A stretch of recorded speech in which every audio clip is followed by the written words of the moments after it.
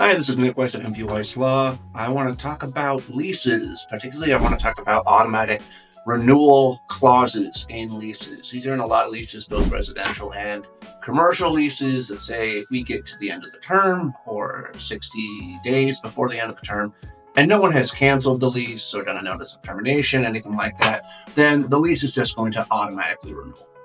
Sometimes that's good. Sometimes that's what both parties want. They just want this to go on and on and on.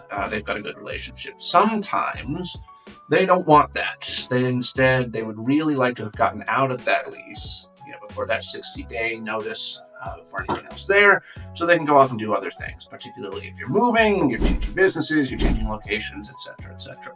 So there are a couple of laws that apply to any lease.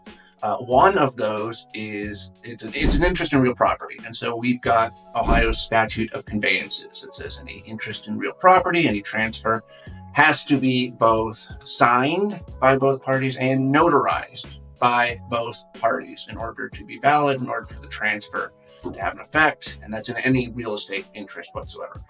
So you mostly see that in deeds, but that's also a requirement for leases. Ohio has an exception for that, for leases, for any lease term that is under 3 years. Okay, so if the lease is not going to go 3 years or more, then we don't need to have it notarized. An automatic renewal provision that says I'm going to renew over and over and over again is by definition over 3 years. If no one did anything, they could go on in perpetuity. We sometimes call that a perpetual lease. So if you're going to have that perpetual lease, it's got to be notarized.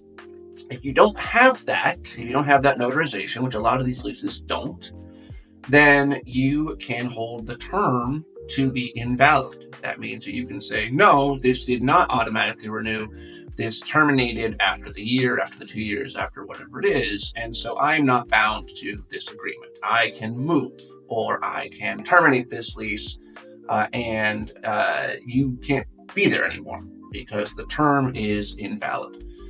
So if you are looking to get out of an automatic renewal, then look at the terms of your lease, see if it is limited in scope to under 3 years, see if there is a notarization. And if it's not limited in scope, or it's not notarized, then you can breach the lease, at least for that term, and get out of that lease without any penalty. If you need more information, if you need more tips, if you need assistance getting out of a lease or maintaining a lease, one of these provisions, please reach out to our office.